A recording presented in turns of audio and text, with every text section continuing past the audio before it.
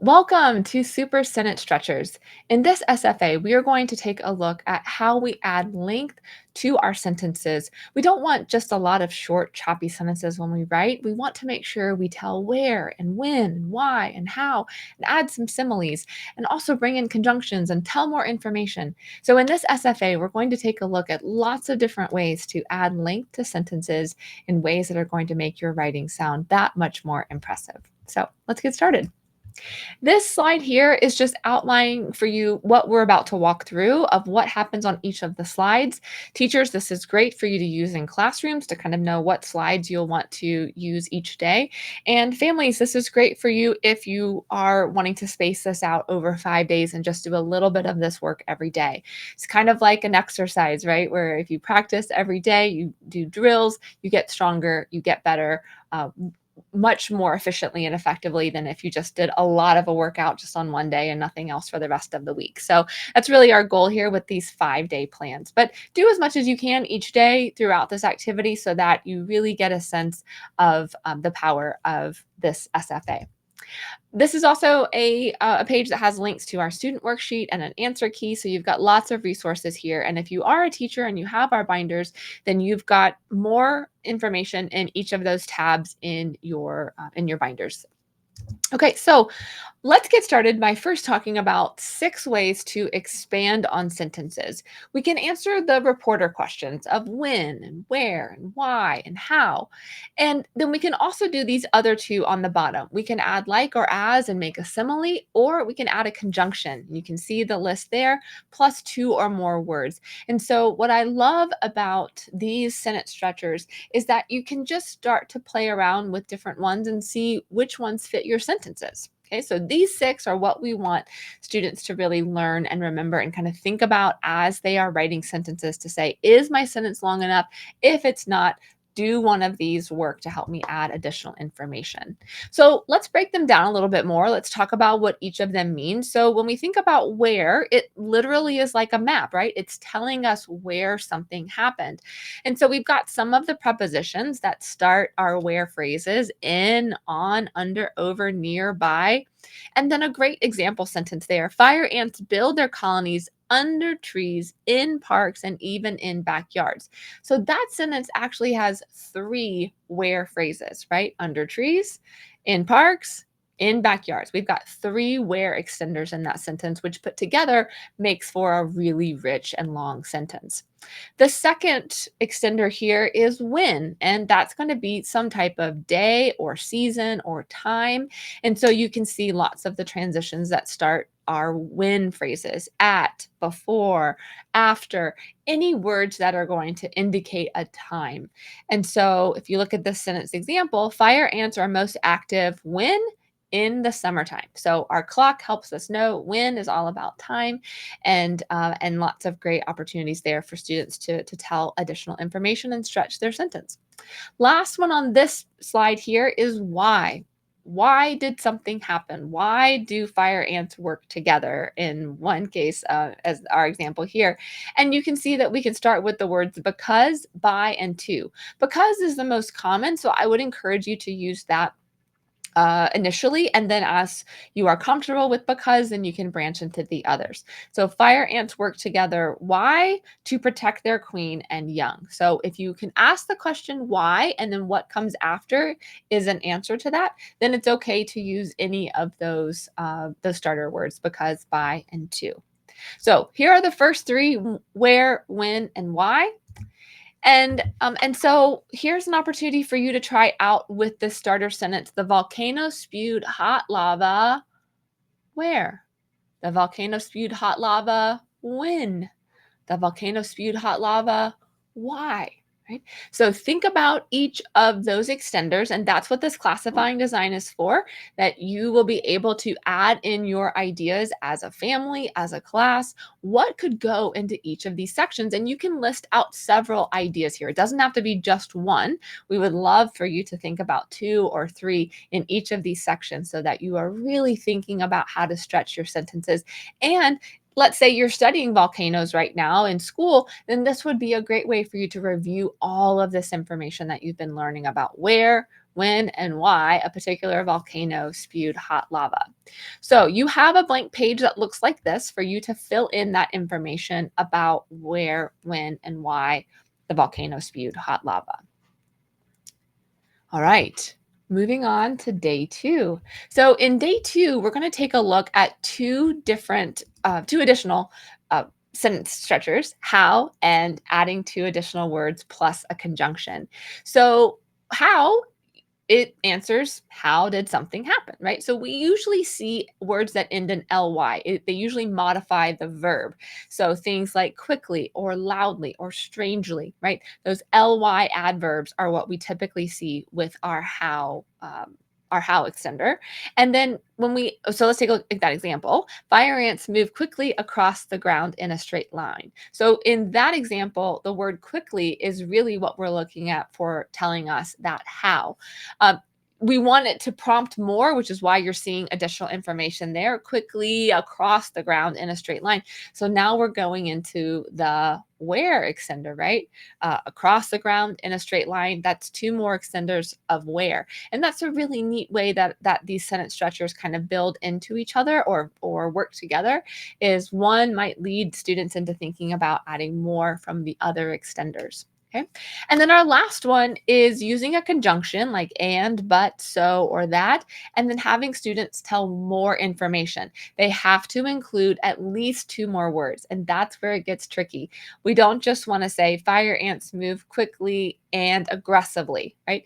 That's another how, but it's not enough. It's only one more word after the and. So we want students to say something like the example here: fire ants move quickly and they protect uh, it fiercely from intruders. They protect their home fiercely from intruders. So we want to make sure that students are adding additional information after the conjunction, and not just telling one additional word.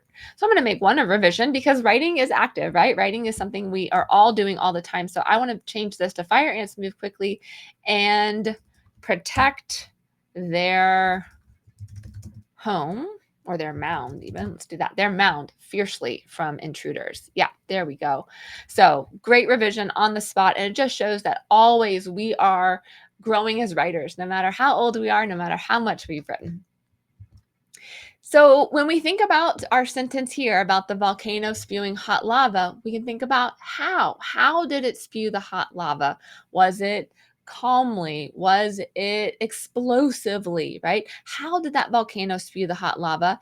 And then adding two additional words after one of those conjunctions. So take a minute to fill this in on your sheet. Yours is blank like this, for you to be able to have a discussion and talk about how did the volcano spew lava, adding two additional words from after one of those conjunctions, just to have lots of options of how we can extend our sentence. Okay, and now we're ready to move on to what we do on day three, which is all about looking at similes to stretch our sentence. So, similes are a type of figurative language, and they use like or as to compare two things that may not be very similar at first glance, but we find something in common about them to help explain the main topic of the sentence or the writing. So, here are some examples. As small as a pebble in a giant shoe. Well, that gives us a great sense of something being super, super tiny, right? Buzzed like a hive of bees. We can all hear that sound in our heads. Maybe it's a classroom that buzzed like a hive of bees. Ooh, that makes me think of lots of students who are working on projects, right? So the similes here are helping us have a picture of what's being described in our head to better understand whatever it is at the start of the sentence. Was as slow as syrup on a cold morning. That sounds like my dog when she knows she needs to have a bath, right? She's as slow as syrup on a cold morning. She doesn't want to go, right? Smiled like sunshine breaking through the clouds. Oh, that makes me think of someone, a great teacher, right? That smiles when she sees her students or he sees his students, and it feels like sunshine breaking through the clouds. So these are great examples of similes that we then want to bring into our writing about our anything that we're writing about, in this case a volcano. So we have some example phrase starters for you for the similes. So when you want to think about texture similes, you can do something like feels like a or an. When it's sound similes, sounds like a or sounds as quiet or loud, or any other word there to kind of qualify the sound, you could add that in. And then the smell, smells like a or an. So you can see the examples here about the fire ants. For texture, the fire ant's body felt like a tiny suit of armor. Ooh, yeah, we can totally picture that. Now, I don't want to feel a fire ant, so I'm glad someone else did. Hard and bumpy under my finger. Yeah, hopefully we're not getting stung as we're feeling that, right? When disturbed, the swarm hissed like rain falling on dry leaves. So we can hear the just that very faint sound of all those ants swarming around, figuring out who has intruded their homes, right?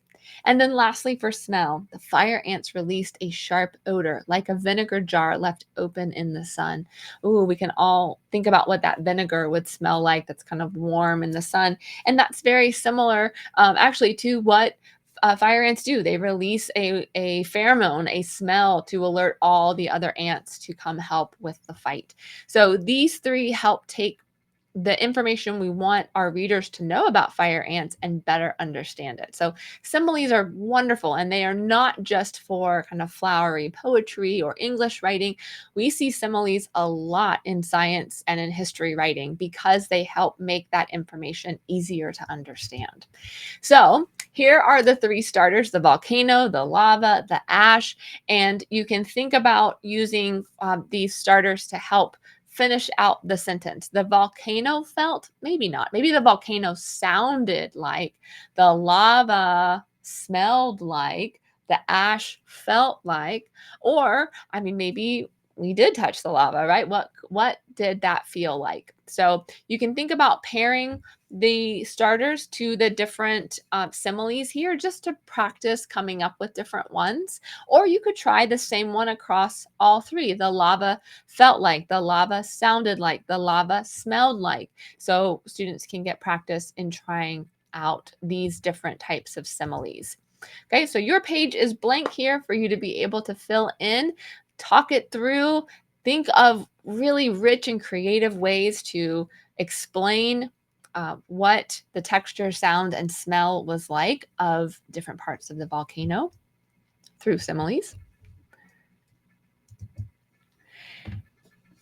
And now for day 4, we're going to do even more with similes to go into different 3 different ways or 3 additional ways of doing similes. So we can do size, movement, and appearance. Is like a or an for size, or is tiny, as heavy, as big, as small, right? Any of those size words, we can put that into our simile. And we get a sentence like, a fire ant is as small as a grain of rice. Easy to miss until it bites, right? So create additional information coming in, but that simile there in bold really helps you realize how teeny tiny a fire ant is. Amazing that they can pack such a sting, right? Movement, moves like a, or moves as fast or as slow. Any other movement word we want to add in there. So the fire ant scurried like a drop of water racing down a glass, right? So you can see that on like a glass of water, just going down, or maybe on a glass window, right? And then appearance, looks like or is like a. With its reddish brown body, the fire ant looked like a glowing ember crawling across the ground. So we can all see that almost tiny little piece of fire going across the ground. And they feel like fire, so it makes sense that they would look like it too, right? So you've got 3 additional simile phrase starters here to just help you think of those really creative ways to extend your sentence. Okay, so have fun with those. There's the volcano, the lava, the ash. You've got lots of phrases to kind of help you think about what those might be. So if these don't fit, that's okay too, but certainly the volcano has size, right? The volcano was as towering as a skyscraper, right? Or the lava moved like, maybe it moved slow like syrup on a cold morning, or maybe it moved quickly like oil heated up on the stove, right? So getting students to think about the movement of the lava, even the movement of the ash. Did it billow like smoke from a fire? Did it did it rain down or moved as slow as sprinkling rain on a spring morning, right? That sounds very gentle versus a big billowing kind of explosive amount of ash, right? And then what did the ash look like, or the volcano look like, or the lava even, right? So getting students to think through these three similes, again, is going to strengthen their understanding of the content, and then also give them these super rich phrases to bring into writing. So you have a blank page that looks like this to have fun with coming up with different ways of adding in similes about our volcano or elements of it, the lava and the ash. And so here we are on day 5. The last piece of it is to combine sentences. And so you have all these classifying designs with all these different sections, right? Of where and when and why and how and the conjunctions and the similes. And so what we want you to do now is think about just going with that starter sentence and adding in why or adding in how, and then also a simile. So you can see how this sentence is growing with why plus how plus simile. So sentence plus why: fire ants work in groups why to protect their queen. Let's add in how: fire ants work in groups to protect their queen. How? Moving quietly across the leaf. Okay. Our sentence now adding in a simile to it: fire ants work in groups to protect their queen, moving quietly across the leaf like tiny soldiers on a mission. Woo! Rich, amazing sentence. And it's done by just adding in these little phrases to get to that really impressive, long and informative sentence, a detailed sentence. So let's look at another one. Same starter sentence here: fire ants work in groups. When? As they build a mound. That tells when they are working together. Where? As they build a mound in the grassy yard, right? Now let's do our conjunction with 2 or more words. So fire ants work in groups as they build a mound in the grassy yard, and they protect it fiercely from intruders. So that's what we want to see students do, is think about these different segments, think about all their choices for extending sentences, and then layer them on like this, where you can say, let's do plus when, now let's add plus where, now let's add plus a conjunction and 2 more words. And before they know it, they've written these really long and impressive sentences. So this is important no matter the age of students. This skill is something that we want to constantly be growing with them and having them test out with different content. So here's your 3 for our topic on the volcano. You can do it on volcano, on the lava, on the ash, depending on what you want to bring in. You can also change out your verbs, right? Depending on which one you choose here. So think about a why, a how, and a simile to extend your sentence about a volcano. And lastly, our when, where, and conjunction. So you can mix and match. You could do where and how. You could do a conjunction and when. So just know that all these extenders can be combined any way that you would like. The goal here is that you go one by one to explore them, to get students to think about what their options are for each of the extenders, and then to play around with pulling in different phrases to complete their sentences. So I really hope you have enjoyed this SFA. I know you're going to write some incredibly wonderful and rich sentences, and we can't wait to see what you do with it. Happy writing.